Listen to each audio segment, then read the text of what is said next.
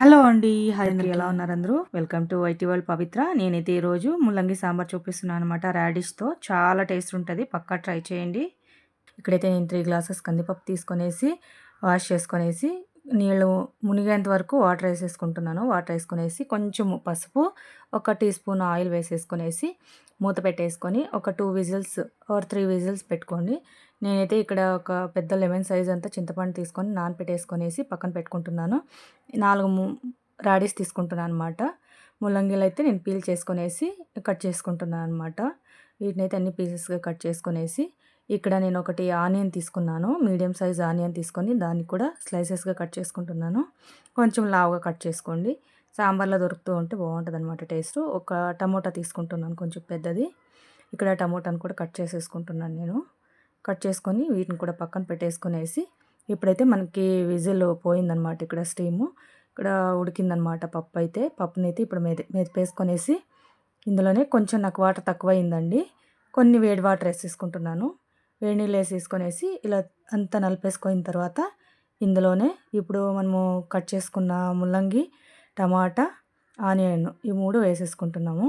ఇక్కడ చూడండి నేను ఇవి చేసుకునే లోపల మా పాప వచ్చిందనమాట. అన్నీ ఓపెన్ చేసింది ఆనియన్స్ అన్నీ. ఓపెన్ చేసేసి డివైడ్ చేసిందనమాట. లేయర్స్ అన్నీ. అలా చేసింది. ఇంకా సరే అనేసి వీటినేసేసుకొయిన తర్వాత ఇక్కడ చింతపండు గుజ్జు వేసేసుకుంటున్నాను నేను. చింతపండు గుజ్జు వేసేసుకొనేసి ఇందులోనే కొన్ని మెంతులు వేసేసుకుంటున్నాను. నేను కొంచెం కొన్ని కర్రీస్‌లోకి మెంతులు వాడతానండి. బావుంటుంది టేస్ట్ కూడా. పిల్లలు కూడా తింటారు కాబట్టి హెల్త్‌కి మంచిది. ఇక్కడైతే 2 ½ స్పూన్స్ కారం పొడి వేసేసుకుంటున్నాను. పావు టీ స్పూన్ ధనియాల పొడి వేసేసుకుంటున్నాను.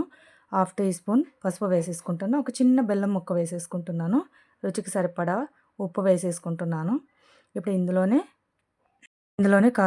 కరివేపాకు వేసేసుకుంటున్నాను. కరివేపాకు వేసుకొని 1 ½ టీ స్పూను సాంబార్ పొడి వేసేసుకుంటున్నాను నేను. నాకు ఇది కరెక్ట్‌గా ఉంటుందన్నమాట కన్సిస్టెన్సీ. రుచికి సరిపడా మీరు వేసేసుకోండి. మీరు అడ్జస్ట్ చేసుకోండి. నేనైతే ఇక్కడ ఇంకా కొన్ని వాటర్ ఏసేసుకుంటున్నాను అనమాట. ఇలా వాటర్ ఏసేసుకొని మిక్స్ చేసేసుకొని మళ్ళీ 2 విజిల్స్ పెట్టేసుకున్నాను. ఇక్కడ నాకు ఉడికిన తర్వాత కొంచెం కొత్తిమీర వేసేసుకుంటున్నా. ఆగండి ఇక్కడ మిక్స్ చేసుకోవద్దండి. ఒక ట్రిక్ ఉంటుందన్నమాట. చాలా టేస్ట్ ఉంటది దీనివల్ల. ఇక్కడైతే నేను ఆయిల్ వేసేసుకొని 2 స్పూన్స్ ఆయిల్ వేసేసుకొని ఆవాలు, జీలకర్ర, ఎండుమిర్చి, కరివేపాకు వేసేసుకొని ఇది తీసుకొచ్చి ఆ కొత్తిమీర పైన ఆయిల్ ఇలా వేసుకున్నప్పుడు అది రిలీజ్ అయితుందనమాట కొత్తిమీర ఫ్లేవరు. ఇప్పుడు సాంబార్ ఫ్లేవర్ కూడా చాలా బాగా ఉంటుందండి. ఇలా అయితే చేసేసుకుంటున్నాను. ఎలా వచ్చిందో మీరు ట్రై చేసి కామెంట్ చేయండి, లైక్ చేయండి, షేర్ చేయండి. ఛానల్‌ని అయితే సపోర్ట్ చేయండి. రైస్‌లోకి కానీ, ఇడ్లీకి కానీ చాలా బావుంటది. మా ఇంట్లో ట్రై చేశారు. ఓకే.